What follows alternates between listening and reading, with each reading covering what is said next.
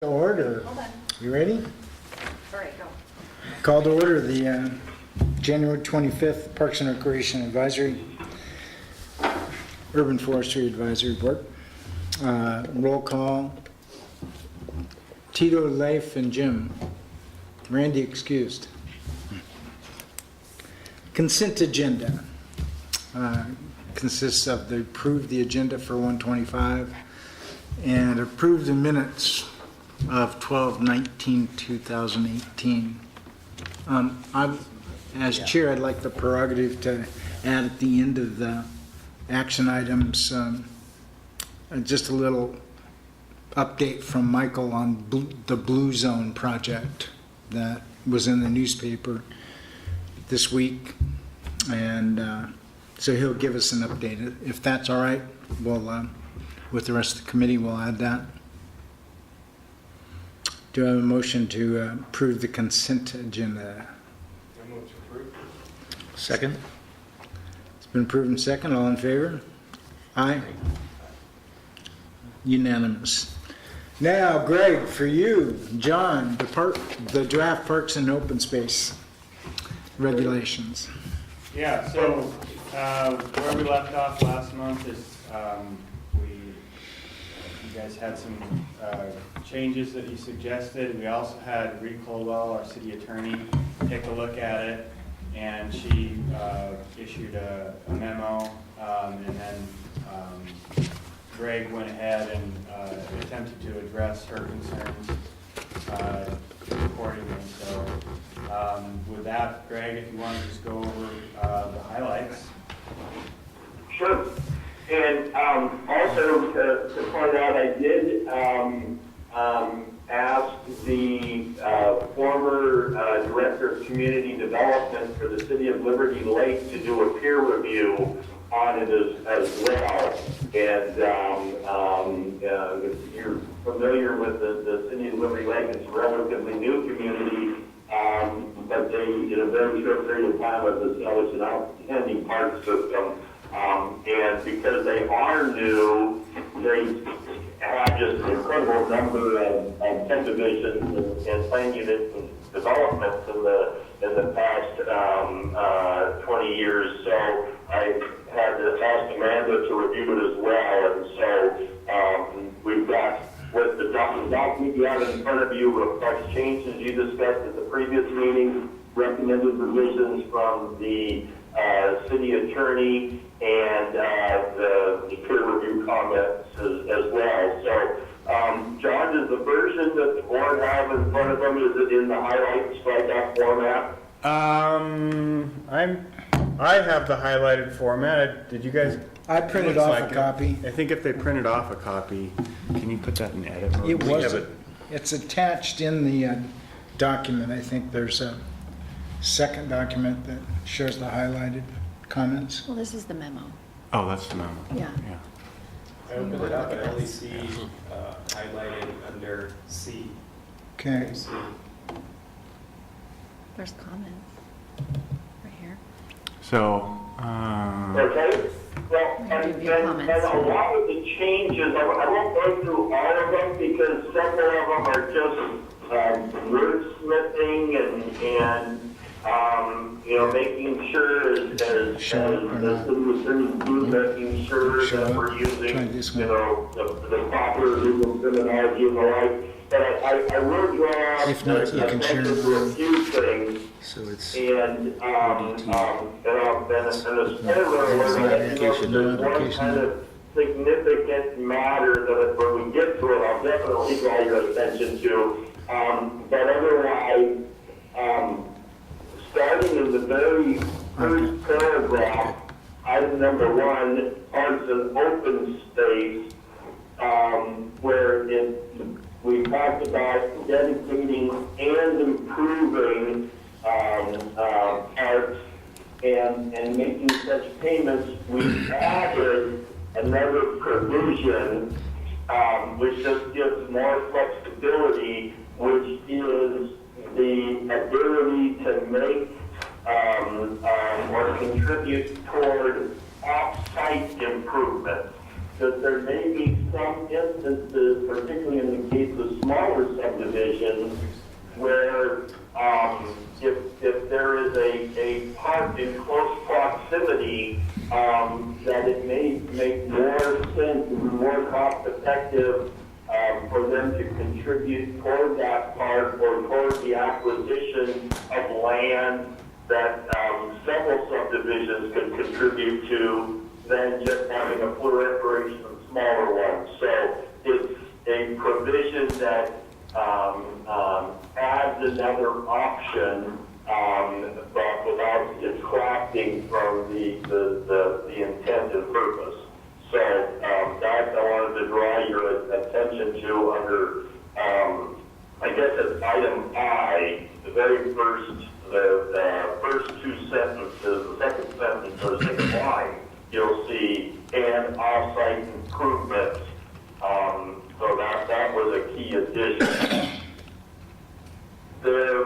I also wanted to draw to your attention, it's a relatively minor change, but it does have an impact. We had talked about a scenario that happens from time to time where the sponsor of the subdivision, knowing that they have to dedicate the land for park or open space purposes, takes land that is particularly undesirable and arguably not particularly usable for park purposes and says, okay, there you go, I'm going to back off this loser to you. And we had put in a provision that said usable land, and the city attorney promptly pointed out that the term without a definition is problematic. So what we have added is language that says that whenever there is going to be land proposed in a subdivision for park and recreation uses, that the mayor or his or her designee, which is the legal way of saying the city administrator and the planning director, that in consultation with the Parks and Recreation Board, you will determine whether it is land that would enable this meeting of the city standards for a park. So the Parks Board would be able to perform that important advisory function and be able to say to Mike and John, that was great work. That land on the side of that steep hill over there is just not usable for park and recreation purposes, and then that gives Mike and John the ability to say, no, we're going to have to sharpen our pencils and take another look at this. That's just that usable space. So instead of getting into an argument of what the term is, we use the parks plan as the source of information and use the expertise of the Parks Board and the city staff to make that determination. So that was another modification that was driven by some comments of the city attorney. The next item is item D on the first page.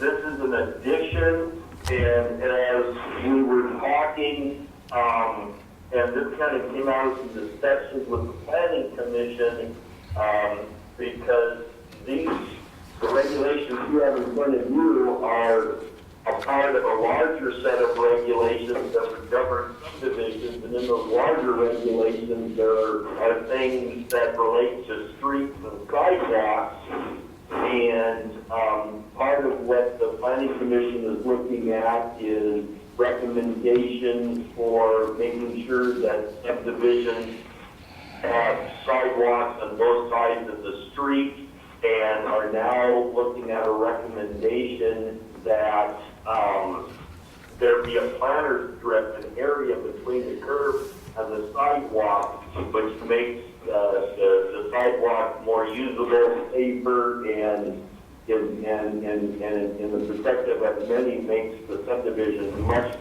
more attractive. But we wanted to be clear that those are requirements, and they're important requirements, but they're not a substitute for meeting the park and open space requirements that have to be made under this particular area. So item number D is just a point of clarification that you don't get to double count things.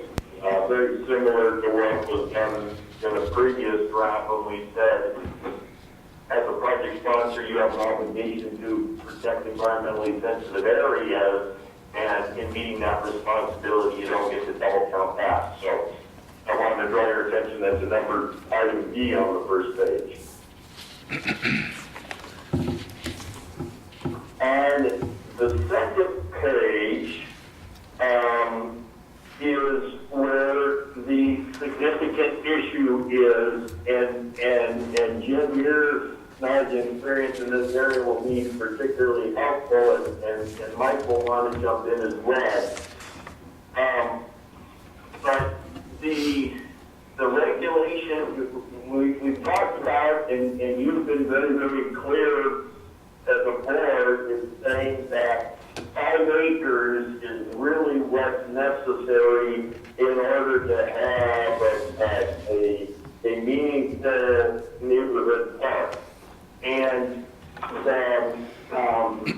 in sort of working the numbers, and we talked about this in the previous meeting, there would have to be, a new subdivision would have to have at least 260 new houses in it in order for that new subdivision in and of itself to be required to get an age-approved 5 acres.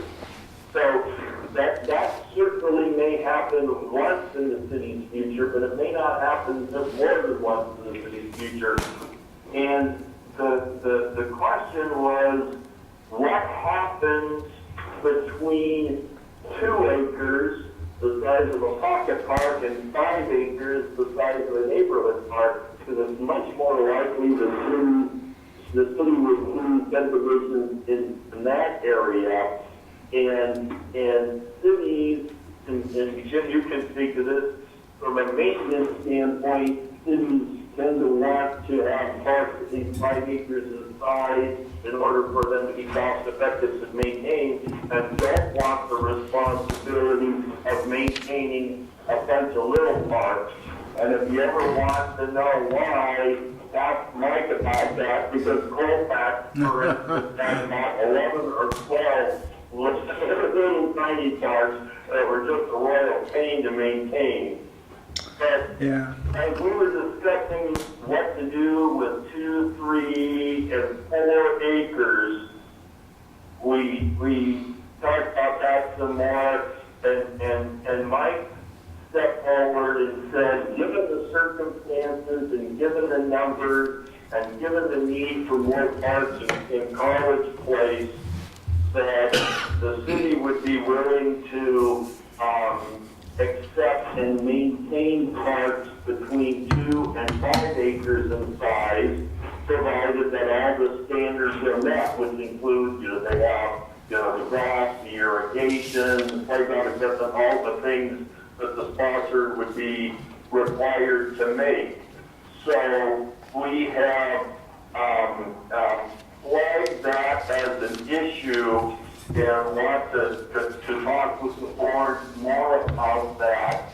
And one thought was trying to create a new category of parks between park and neighborhood parks.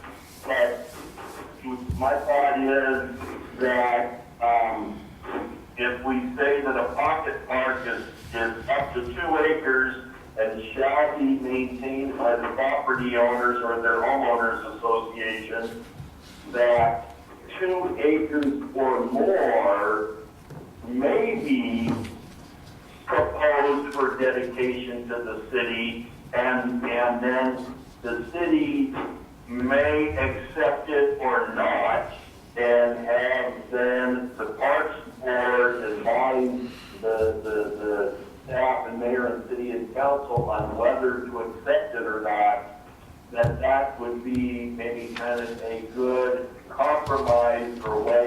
and working our way through this so that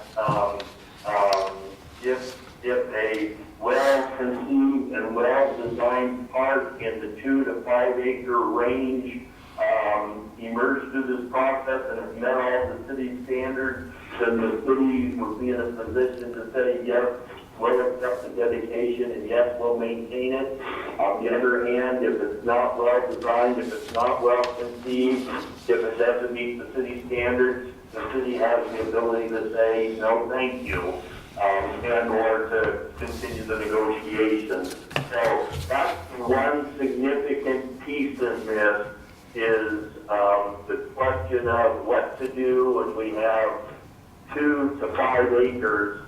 And the final comment I wanted to make, this also then ties back or relates to one of the first comments about enabling subdividers to contribute to parks off-site, so that if we had 2 subdivisions in close proximity, there may be some potential then for the city to coordinate efforts with the subdividers to come up with a larger park as opposed to 2 smaller ones. So that's the overall kind of thought.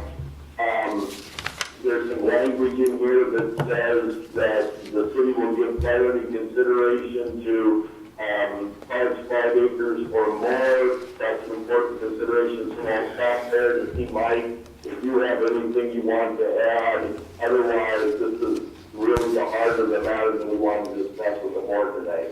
Yeah, I mean, the only premise between having an optional consideration for that 2 to 5 acres is at least looking in the longer term here. When you look at developable lands, there's really only a sole opportunity for like a bigger park property, which is Mike and Craig's property.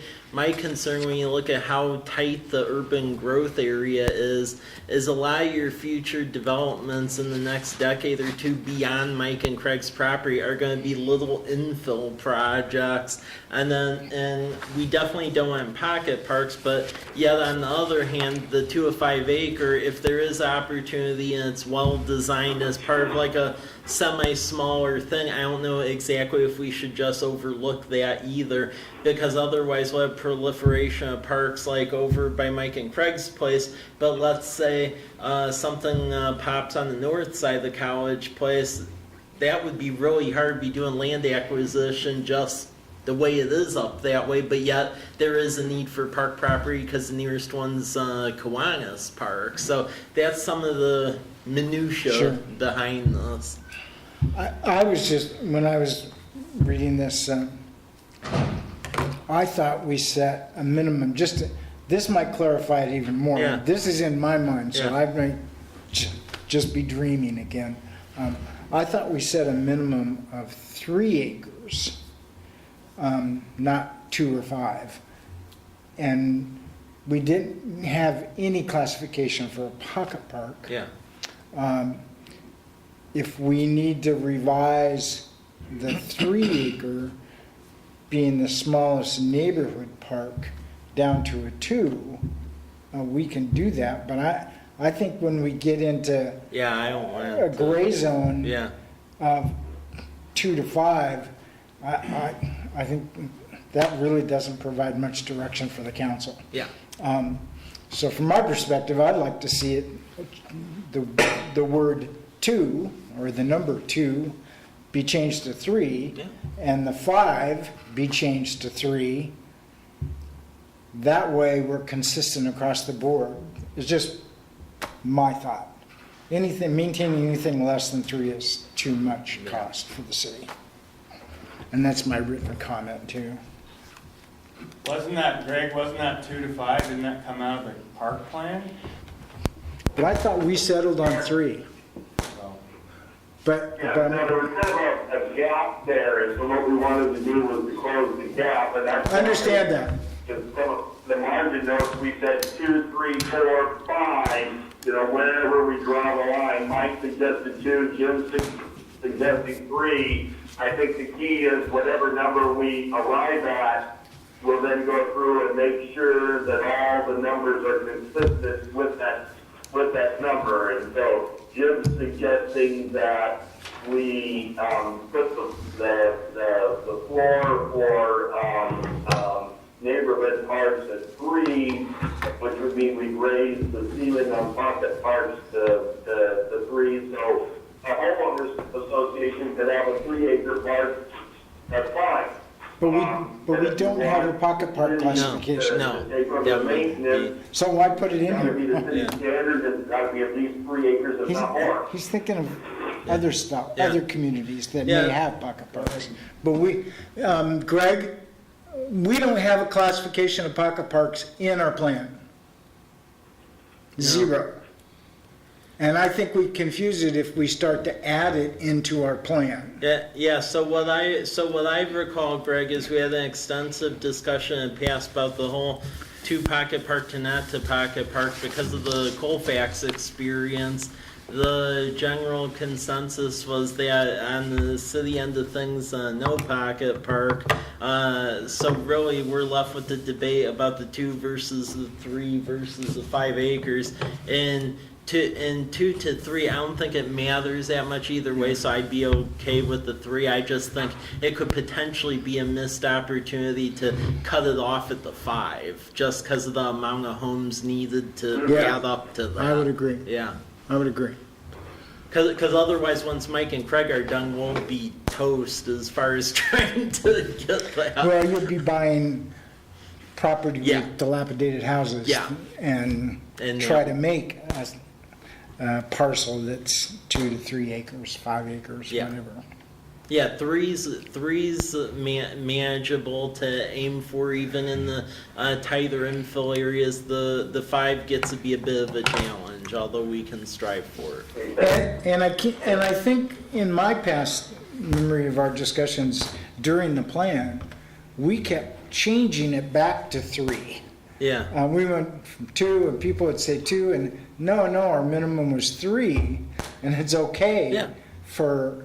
to accept something less if it's approved by the council. yeah. So no pocket parks and change 2 to 3 and 5 to 3. Okay, so on the second page, item number 3, the census against open space areas will change the 2 to 3, and then under A, priority consideration will be given to tracts 3 or more acres in size. Correct. Yep. And you'd also then change under item 2, open space areas. That goes to 3 acres in size. Yeah. Yep, And then you change item 2B and get rid of the word pocket parks. Get rid of pocket. okay, and just say, Standards for parks in the city parks, open space and recreation okay, plan. okay, And then, take what we're talking about, got it.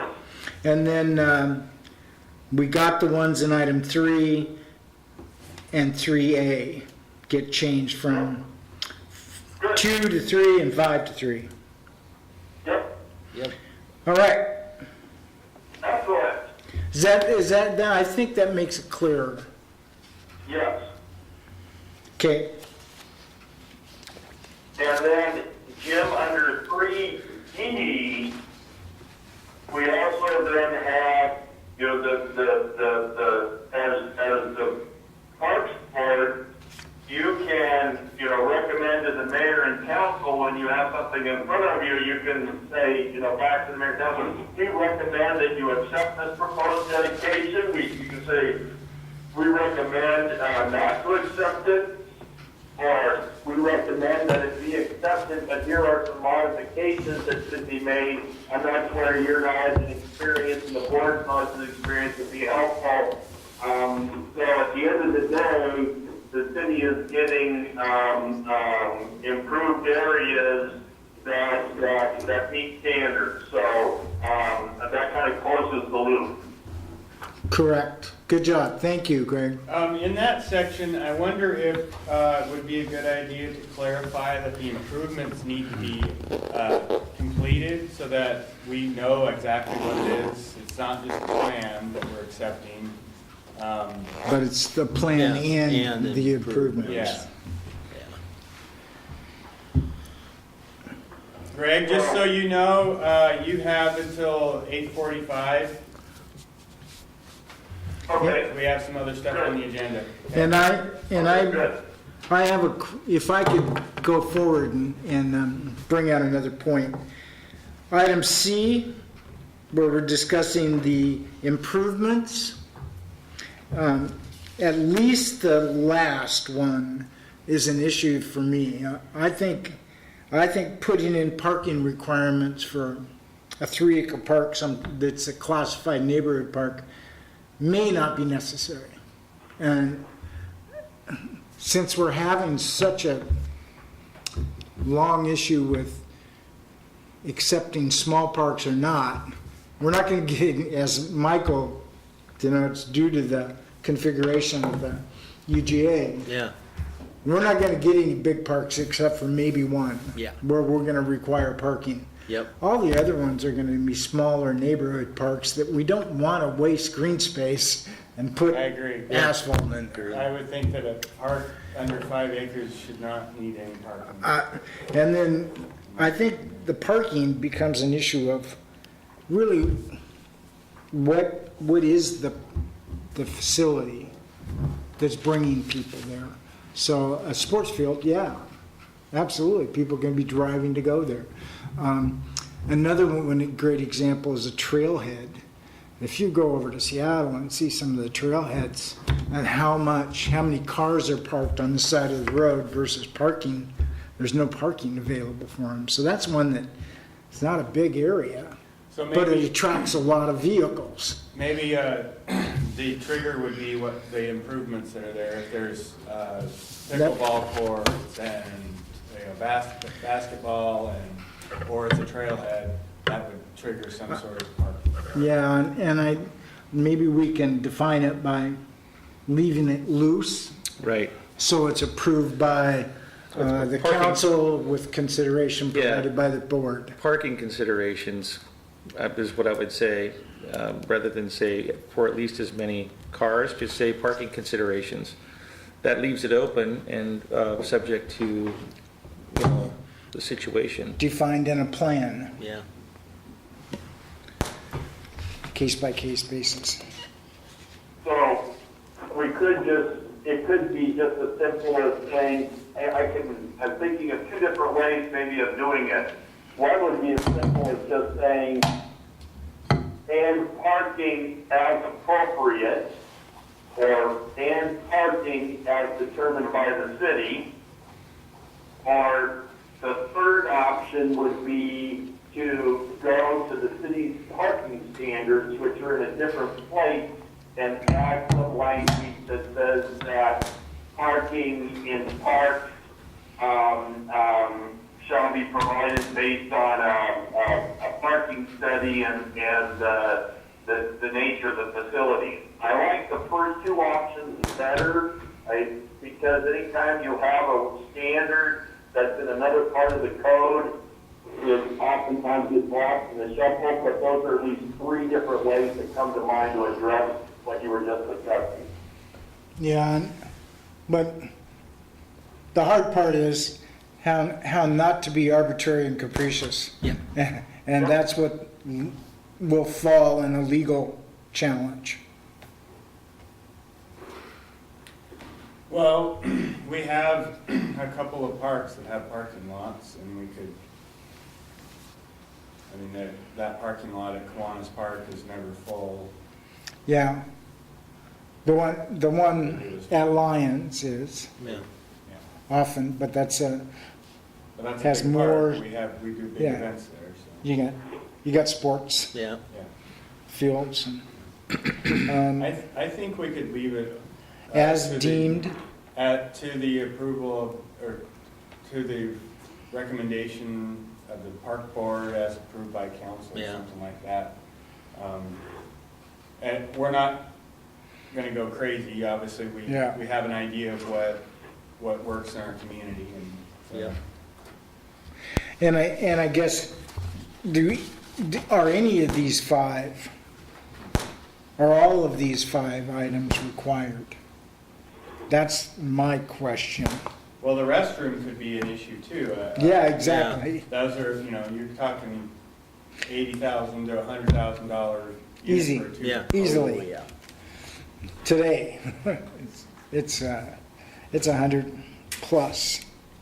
So I wonder about restrooms, especially in a neighborhood park, having to be there. The city can choose to put them in at a later date. And it's just kind of, I've never been a proponent of bike stands. I still am not. So I would argue all day long against bike stands. I don't understand. Yeah, let's take the bike stand Yeah. out of the parks. I mean, that's what trees are for. People ride their bikes to exactly where they want to go, and they lay Yeah. them on the ground. Or they just dump them at the bike stands and they'll add to police department's collection Yeah. that we have, so. You get some money from those in auction, right? Not as much Not as much. you'd think, no. I mean, I gotta watch them. one thing we might want to add is a drinking fountain. Yeah, Yeah, that's, that would be, Another one that I'm thinking of is, a lot of other parks and other areas have fitness, outdoor fitness facilities, like Mhm. pull-up bars and stuff like that, and I haven't seen many in our parks. So I think that if we want to attract another demographic to the park, or, parents to exercise, I think that, adding some outdoor exercise equipment, low maintenance equipment would be a consideration as well. Another We could, another could must. say, I was gonna say, based on that comment, we could say right at number 2, children's play area and/or exercise equipment. I would leave the or out. yeah. Okay, and exercise equipment? Yeah. Mm-hmm. I think equipment actually works, and then use parentheses to say it could be exercise equipment, play equipment. Or play. And then every park needs to have a dog poo bag stand, I think. Never gonna argue that Yeah. point. I agree. Yep. And also garbage cans. And park benches. Yeah, garbage cans Okay. and park benches, I think would be good. I don't know why we haven't historically didn't get on that more with the garbage cans, but that's, And Yeah. Garbage cans tend to be amenities that you add as needed, but I know. that, I think it's a good thing, Yeah. personally, at least a garbage stand container. And so you put your own garbage cans in them Yeah, Right. Yep. that are bags. So those are, I would agree with that. yeah. However, that's defined. Well, we're gonna be bringing, I'm being mindful of time, but I have an idea on how to do that. Okay? We're going to want to, after all the dust settles, I think we're going to go back and there's some edits and some things we're going to want to do in the parks plan. So I could see adding some language, and we could bring this back at a future meeting, some language in the parks plan that might say some things like this, that parks greater than 5 acres, should have restrooms, or restroom facilities should be, in parks that include these kinds of activities, or parking should, parking is not required in 3-acre parks, but it would be appropriate in 5-acre or more, or whatever, we can wordsmith it, but deal with when parking should occur and when restrooms should occur, put some clarifying language in the parks plan, and that would might be the way to deal with it, not in the regulations. It's probably Yeah, true. Yeah. We're getting nods. Yeah, Yeah, we're getting down to the, yeah, Okay, perfect. yeah. thank you, Greg. Thanks, Greg. You bet. Thank you guys very much. Have an excellent weekend, and I'll make these changes and get it over to you, John and Mike. And John, I'll touch base with you on Monday for a follow-up discussion. Okay, drive safe on the rest of your trip. Yes, we do. Take care. Bye. Thanks. Yep, have a safe trip. Yeah. Yes, thank you all very much. Okay. Attorney's got an application. Wanna read that? This is what? That's the city's attorney's response to this. Thought you might wanna. Okay, next item here is just an update just on the recreation program study that our recreation fellow Carrie has been working on, so she Oh, will great. update you on that. So with that, Carrie. Great. So thank you. So I compiled a presentation. I've been reaching out to some cities Mike sent me a list of. So I have some general inquiries that I posed. So what type of recreation programs do you have? How they're funded, how they're marketed, and if there are any partnerships that exist. So I'll go through the cities. So each of them I've added the population so we can get a sense of how it is relating to College Place. So Liberty Lake. So they have some different recreation programs, mostly sports leagues, but they have both youth and adult sports leagues. They have spring, summer, and fall sports, as well as day camp programs available for ages 18 months up to 18 years.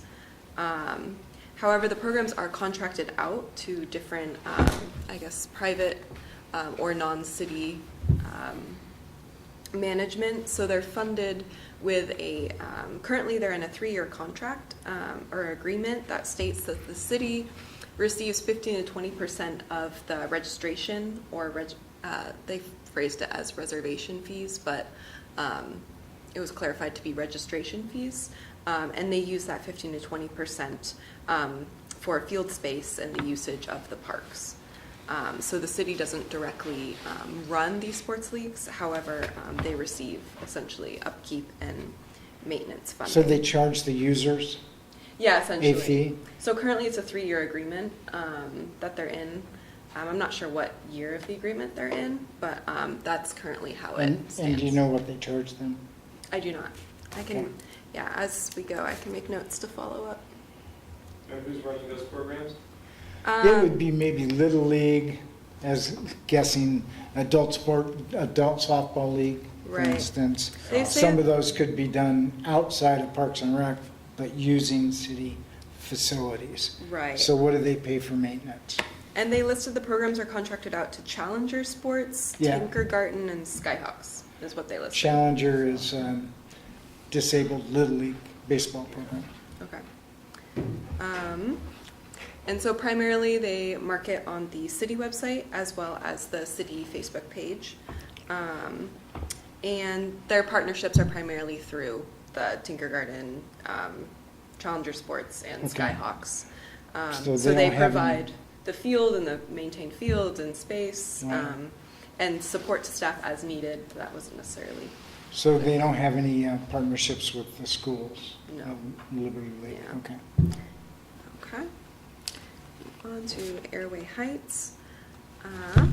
So, Airway Heights, they have a variety of programs for the youth. They also include a lot of free programming. So they have a drop-in program from 7 to 9 a.m. before school for kindergarten through 5th grade. They have an after-school drop-in from 3 to 6 p.m. after school for 3rd through 7th grade. And they have another program called GEAR, which stands for Girls Excited About Recreation, on Wednesdays for 3rd through 5th grade girls. Then there's a teen night at the community center on weeknights from 7 to 9 p.m. And they also have a teen late night open gym at the community center. So they have a variety of, and all of this is free programming for after school. And so they also built a new rec center. So they're primarily interested in talking about how they funded that. They submitted grant applications to the Washington State Recreation and Conservation Office to fund their Phase 2 expansion of the field space. And they're currently submitting applications to the Washington Wildlife and Recreation Program and another to the Youth Athletic Facilities Program to help fund this new recreation center. And let's see. Do they have a parks department? I believe they do. Good It'd question. be interesting to find out amongst all of the Right. organizations that are our size. I didn't make a Yeah. specific note. Some of them had like an executive, Parks and Rec director. Some did not. So that would be, I can make a check of that. Yeah, staffing and budget Yep. would be nice Yeah. to have on all these. Yeah. Well, some it's quite, it becomes apparent through interactions. Yeah. Or information that's just readily given. But I can make a chart of that. And so Airway Heights, they primarily market through the section of their website. So all members of Parks and Rec are posted on their site. There's an online registration for different programs available through the site. And they partner with the school districts as well as the Airway Heights Kiwanis Club, the Festival Association, and other community-based organizations and businesses. So they do a fair amount of partnering to put those on. Next is Cheney, Washington. There we go. And so they have a lot of youth sports available as well as senior programs for individuals over 50 years old. ECHO, which I was not told what that stands for, but that's a before and after school program, a summer day camp, sports clinics, preschool, many different programs. Primarily funded through a general fund, registration fees and sponsorships. Yeah. And so they market on Facebook, their website. They have brochures and email. They said that Facebook and email were the most effective to reach out. I should ask whether or not this was through the schools as well, because I know some of them market heavily through schools. And so they also have partnerships with local dentist offices, Spokane Parks and Foundation, and the Merchants Association that help fund programs. How does that work? Partnerships with with dentist I offices? imagine someone knew someone, but Even in this area, there's one dental practice provides stuff at special events. Yeah. And they market their wear the same way, but I can inquire as to what extent or how the sponsorship. That's Yeah. what Walmart did at the camp program last summer. They gave a bunch of stuff, so. But if it goes beyond like swag Yeah. into, Yeah. like programming, and maybe Right. there's some creative ways to Mhm. cross-pollinate there. Great. Okay. And then so West Richland, Washington. Primarily, again, youth sports leagues, primarily funded through registration fees. No adult programs that are mentioned, primarily just youth sports. And they advertise primarily on their Facebook and website. Not much information is forth. They don't have a specific department. So I remember from West Richland, due to the population size, I expected to get a lot more information readily available. However, they don't have a specific department. It's quite interesting depending on, Liberty Lake, half the size, but having a designated person. yeah, So it's quite different. doesn't surprise me. Right. Prosser, Washington, quite small. However, they do offer a variety of youth sports leagues as well as fitness classes. That's misleading. Fitness classes are for adults. However, that's right. behind the youth sports, but fitness classes for adults as well as some youth sports leagues. They also have a swimming pool, or an aquatic center as they call it. They offer some seasonal events. They don't have a catalog of events, however, the most recent upcoming one, the representative was able to tell me about, they have a father-daughter youth prom meant for elementary school girls to go with their father. Again, these are primarily funded through registration fees, and Facebook and website advertising are most heavily utilized. And then Toppenish, Washington. So they have a Parks and Rec director who I was able to get in contact with. So they offer primarily youth sports, which they work heavily with the public schools to put on. So the Parks and Rec director also works for the school district as the intramural director. Yeah, it's quite interesting, and they're very responsive.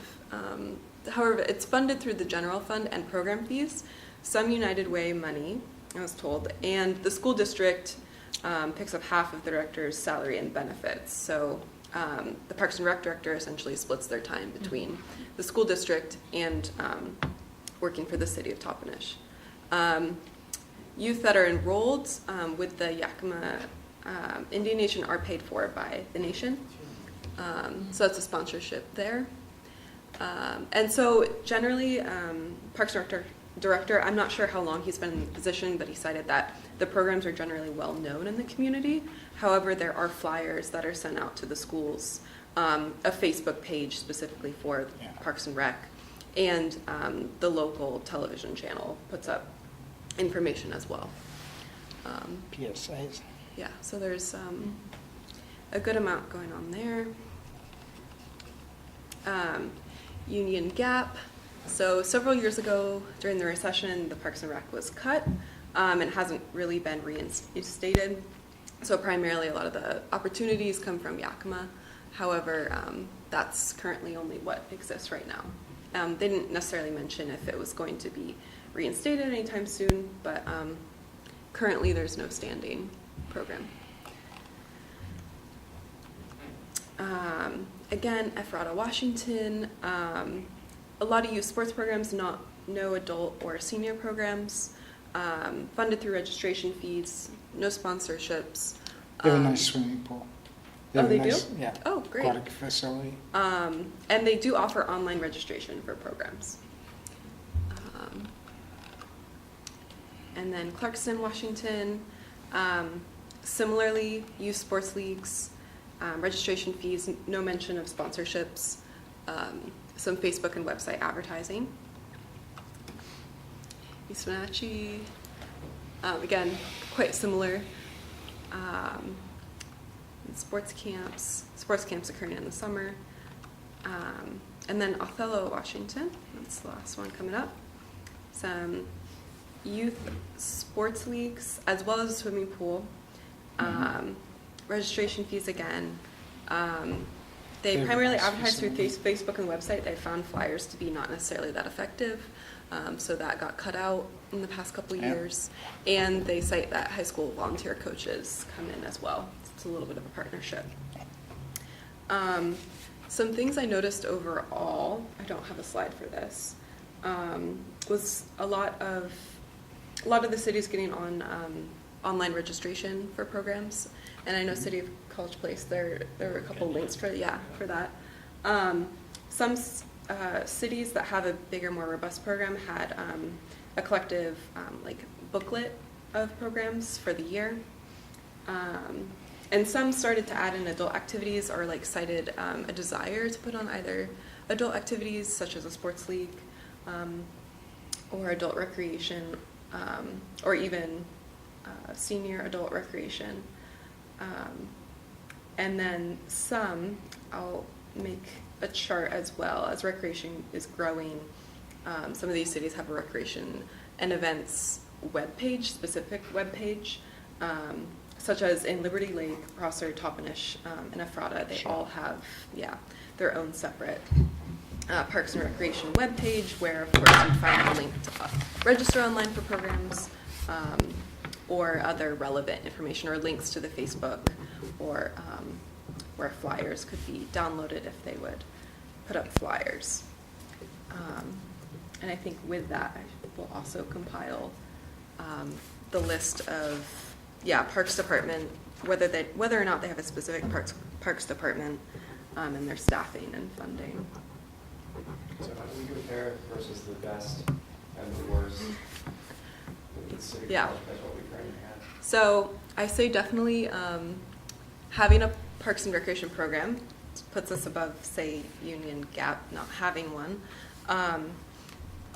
And I would say currently the best one I've talked to, being Toppenish in terms of having a specific person, a point person, and having strong partnerships either through the school district as well as with United Way. I say that, what was I going to say? So do any of them, and I'll take, for instance, Yakima, Liberty Lake, those small cities that are close proximity to a larger city, do any of them take advantage of contracting out through the larger cities' parks and recreation services? I wonder about that. Because that's a question that would be a good question. we need to ask, 'cause Yeah. Mm-hmm. Yeah, I thought about that when Liberty Lake came up, knowing, Yeah. because I grew up in the Spokane area and knowing the Post Falls, and there's a lot of development out in the county and Spokane Yeah. County. So I would imagine that that community, although it's small, may be drawing from outside of the area, similar to the way Walla Walla does, where they're drawing from College Place and for their yeah, and I would think, I don't know Spokane well enough, but the county may have parks and recreation services in those smaller communities that were large enough to have their own department. Which is, Walla Walla County has no support in parks and recreation. Surprised me. That's a So bone it's- contention for me, that the county is not. It's always been, Yeah. exactly. Whitman County. progressive in They have it, Yeah. yeah. Yeah, they actually have 3 really nice parks. Kamiak View. I always would go camping up there. I mean, I don't think the county necessarily has to have a park, but they certainly should be contributing. Contributing, I would agree, Who would be the because person, they use all the parks in the local area. who, if there was gonna be like an action there, who would be our county contact to start that process of like, It would be our local county commissioner, which has not been named yet because Jim Right. Duncan Jim Duncan passed died. away. So whoever that ends up being would be the main point person. Or And we then can also, always go to Jim. yeah, and then also the county chair, which this Yep. year's Todd Kimball. Yeah, and then, you know, the other thing that most of these don't have, but really what you're kind of gathering there is information that goes towards what I would call a fees and charges policy, Parks and Recreation fees and charge policy. And that starts to identify, are you gonna have adult sports? And if so, how? Are you gonna have youth sports? And if so, how? And where's the financing coming from? Where, not to get too much in the weeds, the answer to that question is, adult sports should all pay 100% of what the cost is for their operation. Right. Youth sports, the city can take decisions, and most cities do, that you try to recover 50% of what your costs are for youth sports, because it takes a village to raise a child. You know, we're all here for the kids.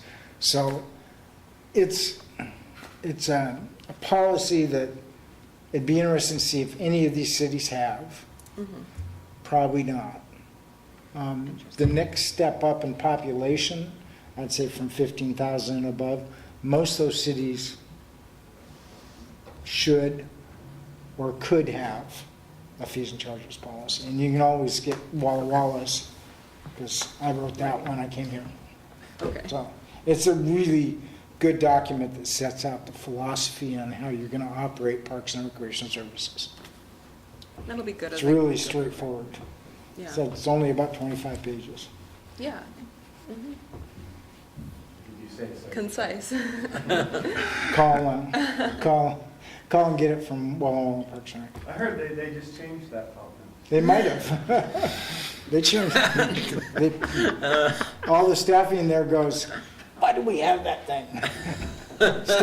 Staff is more adamant about it than the public. Because it kind of directs them, when intended to. Okay, nice report, Carrie. Yes, and I hope to give another one with further details and also talking to Pullman and other larger step up, as you say. Perfect. And feel free to call if you need any more information. Yeah, if you have a draft of that policy. No. I know where one is. Oh, yeah. I have some obligations in about Yeah.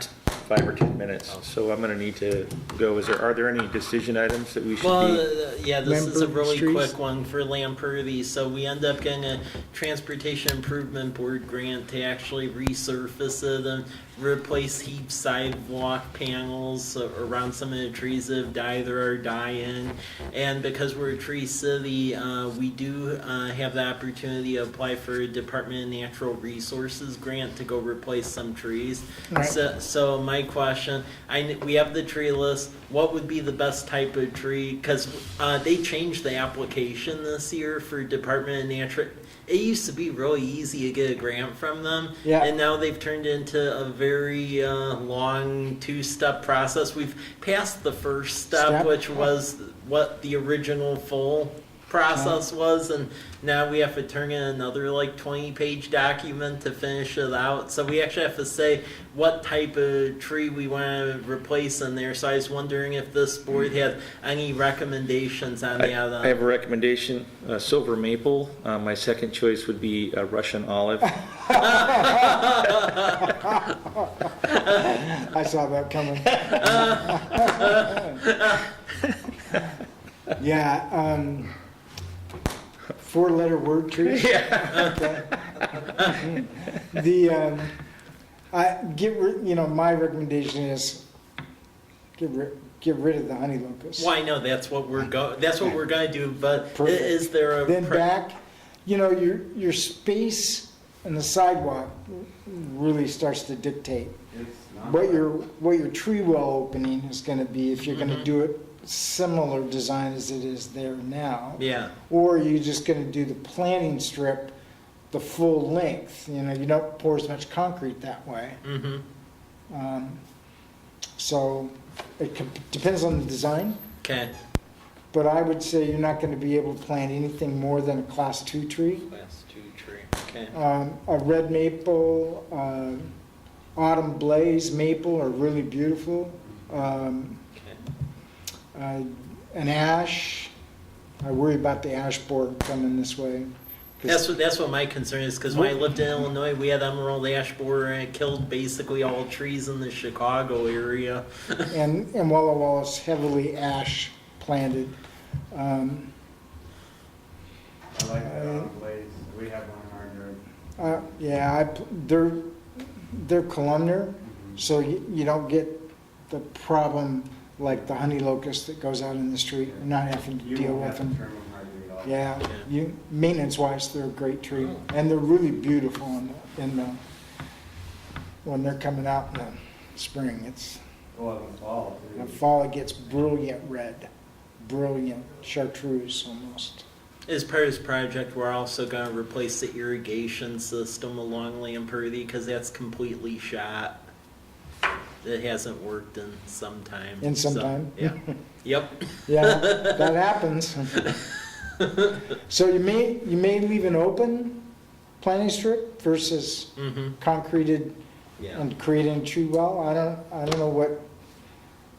No matter what you do, you should put a barrier, some Yeah. kind of tree root barrier next to the sidewalk and the curb. Well, and that was the issue, because when that thing was previously done, I talked to Paul, and that wasn't done really, and which is why you have the panels that you can basically jump over in Right. some sections. And then if you leave a little hole to put a irrigation line in, unfortunately, the hole tree roots find that hole and will break all that up, and it's just it's a tough, there's better products out today than there was 5 years ago, Yeah. so. Well, you could probably come up outside of the root barrier with your drip and go Irrigation, over the right. top. Yeah. That's what I As do. long as the main line is outside, that you don't want to run the main line through the roots. And you can almost use a culvert as Okay. the barrier. Okay, well, we'll look into But those. there are better tree products, I think, available. Root We barrier. used a root barrier product on College Avenue. I don't know. We'll see how. Yeah, well, that'd be great. That'd be a great, So this is along Lamperty, between where the Walmart Drive there? Larch and Larch and College, College. the whole length is getting Okay. redone, yeah. Okay, We're not doing anything with the trees on Meadowbrook. No, Meadowbrook wasn't included in this grant. It's Lamperty, and we're doing so many projects this year, we don't even have the local funds to go do Meadowbrook, But so. the Meadowbrook planting strips are a little bit wider, and I don't think we're having the No, heat we are. from the locusts that we have through there. Lamperty's really bad. We're heaving a bunch of sidewalk panels. I have Where's to go over there and look at ADA that. issue? and you don't want one single species.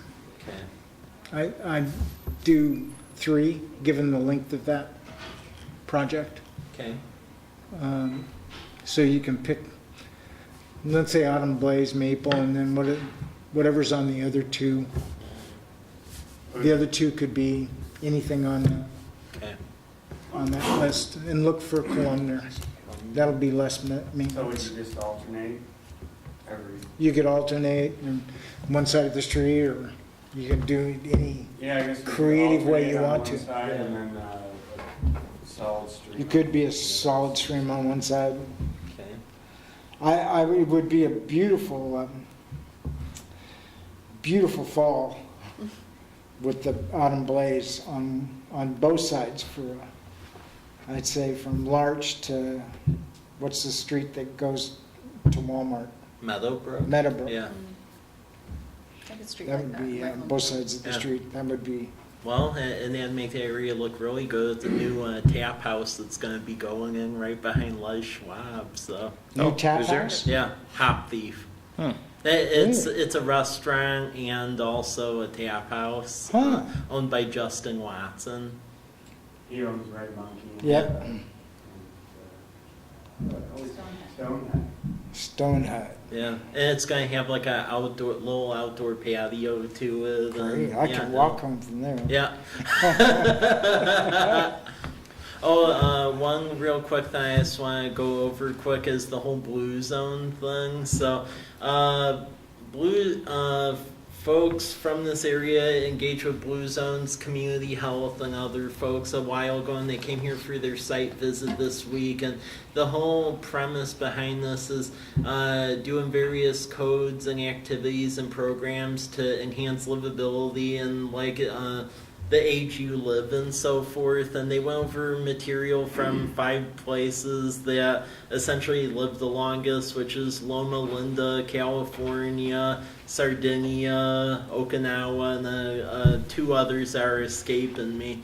So they did a tour of this area, and they're coming up with a proposal. Ultimately, it would be a multi-year project, and they would essentially hire staff from the area to recommend policy and activities and so forth for a 3-year period, 3 to 5 year period, and it would be up to private sector or nonprofits or others to fund it. I personally have a little concern about it, just because, frankly, it's a lot of money. I mean, they were going over stuff. I mean, you're talking about over $1 million commitment, and the way I see it, a lot of stuff that they were saying, oh, we can help you with, we've already been doing the farmers market, the complete streets, a lot, and we keep growing that. So, I don't really see where the add-on is to it, but maybe it's just me. I went to several of their sessions this week, and I actually ended up with more questions than answers, because they say they have like demographers and scientists and other people behind them, but the folks who were here when I asked like, what's your experience with stuff is, oh, we travel all over the place. We're with National Geographic. Well, I like traveling too. So is there a chance that that our area could be considered in the same group as the blue zones that have already been defined? Well, that's what they want to study, but as far as the nomenclature of blue zone, in order to basically get this designation, you have to do the study and the assessments and everything, and then do Which is the the funding. additional programming, and that's what that fee helps cover. So what they're going to do is they're coming up with a proposal they're going to give to the steering committee. It consists of Adventist Health, Providence, County Community Health, the City, Sherwood Trust, and we'll see what it says, and I'll relay that to you all. Because basically, once they give that proposal, there'll be a couple-week period where everyone decides either yay or nay. But to me, there's more questions that need to be answered, because that's a lot of money. Why not use that money from nonprofits to actually just go do stuff to help the area? Yeah. Okay, my perspective on this, Yeah. I have some familiarity with the Blue Zones thing. Yeah. I did not attend any of the Yeah. Blue Zones thing, but it was interesting to me that they were here. Yeah. I think that there is great potential, if you look at Loma Linda Yeah. as a model, Yeah. that Walla Walla may be one of those areas that could prove out to be a blue zone. And I don't know what the demographics people will say, Yeah. but that's really what the key is. Yeah. From my perspective, Go ahead. okay, well, the blue zones are where people tend to live Yeah. towards 100 years old. Yeah. Right. Okay, and what component that Loma Linda has in its favor that we share here is a high percentage of Seventh-day Adventists. Now, obviously, the other areas don't necessarily, but if what holds true for Loma Linda works for here, there's a high chance that our demographic information will bring that around as a benefit to this community. If it is Yeah. actually a blue zone, Yeah. that is huge. Yeah. From a tourism standpoint, from a wine standpoint, from an Adventist standpoint, you would find a lot of people in a lot of circles clapping about that.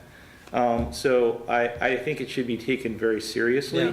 But someone is going to have to make evaluation of whether the money is really worth it or Yeah. not, and whether there's really some potential for it. But what National Geographic does is provide a sort of objective third party that can look at what's going on and make some pronouncements about whether or not things work. But I think if you look at the number of retirees in this region, it's already, this goes with Walla Walla as well, a mecca for, retirement. And then, the recreational opportunities and the health of the area, if those can combine to create a blue zone designation for Walla Walla, it would be huge. College Place, sorry. But if this valley had some of that stuff working in its favor, that could be a big deal. And Michael, from a city standpoint, bringing it back to Yeah. Parks and Rec. Yeah. New message. From a city standpoint, where would this land, on whose shoulders? Yeah. Who's representing College Place through this Blue Zone project? Yeah. Right now it's you. Yeah. Who's it gonna be once your shoulders Yeah. are maxed out, let's say? Well, I mean, ultimately from the plan perspective, I think it would default to John to represent that as well, and then for some of the public works and built environment stuff, Robert and Paul. So it'd be a team Yeah, approach? it would need to be, Yeah. yeah. I think That's from- what I would From think, too. the things that the city is doing, you know, would be making sure that we have good standards for the way we build our Right. roads. Yeah. And, you know, the parks programs and recreation programs and things like that, so. Yeah. I don't think there would be a lot of weight on the city's shoulders, though. I- Maybe I'm wrong. but- I think you could get some enthusiasm, a local, like somebody maybe from the university Mm-hmm. who would want to pitch in as a support person. I would be pretty sure you could find somebody to do that. Someone who's already either operating in physical ed or has some connection with Health and wellness. Human Yeah. Services. Yep, And- I would think that you could find somebody who could help shoulder that. And It's- maybe even spearhead it, become kind of the person. Yeah, In cities, it would tend to be, in larger cities, in the area of, it would end up falling on Parks and Rec eventually. yeah. Because it's about healthy lifestyles.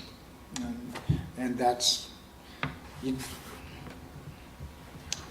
yeah, Yeah. it just kind of would fall in that class as the city grows. I But kinda right got- now, it's got to be a team. I got the impression that the heavy lifting would be, I mean, the local nonprofits and private Yeah. industry would be the ones that would be funding it. And then there's a staff person or a staff of the Blue Zone people, organization that would be out there encouraging businesses to offer healthier choices of meals, you know, Yeah. whatever it is that their goals are. Interesting. You know, I And think- there's been, I mean, Yeah. the school district right now has Healthy Heart program going on at the first grade level. And I'm not sure if second grade or not, but that is a year-long school project that fits in with healthy environments and healthy lifestyles. Yeah, the examples that they gave for the Blue Zone, what the Blue Zone went out and worked with the school districts in one area was to get a program, rather than parents bringing in birthday treats that are unhealthy, they have a smoothie that's operated by a bicycle, a mixer, blender, and the school provides healthy ingredients, and the kids get to make the treats. smoothie. and- Yeah. And then simple things like cutting out snacks in between classes for the higher grade levels, not Yeah. eliminating kids from eating in the hallways, because what they're eating is junk. And the BMIs went down apparently. Yeah, and then I'd suggest any plugins for charging stations in parks be attached to a bicycle. Yeah. They can charge their Well, own we, and get healthy at the same time. that's gonna be a future discussion as far as that charging station, because we may end up putting one at Kiwanis Park. Originally, it was gonna go by the university, because we had like Yeah. a MOU to go put it at the gas station, but they're still debating about where to put it on the campus, and Columbia REA has said no Wow. uncertain terms, use it or lose it with the money they were going to give us to put the charger in. So we've told university, you either need to make a decision or we're going to have to put it elsewhere because we're going to lose money. So, I like the yeah. Collins Park idea. Well, the REA serves it, so I'm just trying Yeah. to throw spaghetti on a wall so we don't lose the money. Yeah, So, it I need to would- roll. it would Is there be- anything else we need to no, know? that covers Okay, it. Yeah. are we gonna adjourn? Vote to adjourn. Yeah. Okay, second. The, Thank you, guys. but they do